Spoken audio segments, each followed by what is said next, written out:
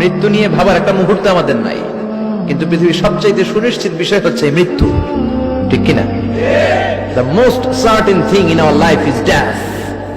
আমাদের জীবনের সবচাইতে সুনিশ্চিত বিষয় হচ্ছে মরণ, মরবই আমরা। And the most uncertain thing in our life is the time of death. আর আমাদের জীবনের সবচেয়ে অনিশ্চিত বিষয় হচ্ছে মৃত্যুর সময়। আমরা জানি না মরবো, যে এটা জানি, জানেন না, কিন্তু কখন মরবো এটা জানি। এই সূরাটা আপনারে এই জিনিসটা জানান দিতে এসেছে যে দুনিয়ার সম্পদ, লোভ, লালসা এগুলো নিয়ে পড়ে থেকো না। এই যে আমাদের ফ্যামিলি, আমাদের বাচ্চা কাচ্চা, আমাদের এত টাকা পয়সার হিসেব, মাস শেষে বাড়ি ভাড়া, গ্যাসের বিল, এইটা সেইটা, আপনি কি মনে করছেন যে আপনি চলে গেলে এগুলো থেমে থাকবে? কিছুই থেমে থাকবে না, সব চলবে আগের মতো, থাকবেন না আপনি।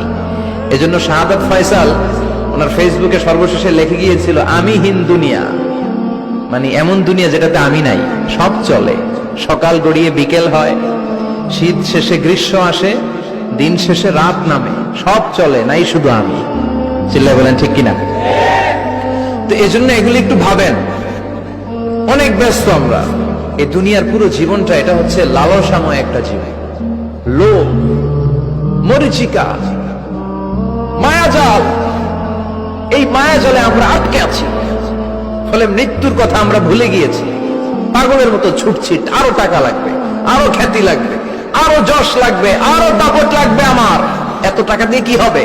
এত সম্পদ দিয়ে কি হবে? এত ব্যস্ততা দিয়ে কি হবে তোমার? স্টপ, থামুন, অনেক হয়েছে, আন্না, থামুন। Take a rest, take a breath, and think about death. Think that you have to go back to your Lord. একটু বসেন না, একটু ভাবেন যে আমাকে চলে যেতে হবে, চলে যেতে হবে। এই কোলাহল, এই ব্যস্ততা, এগুলো থাকবে, থাকবো না আমি।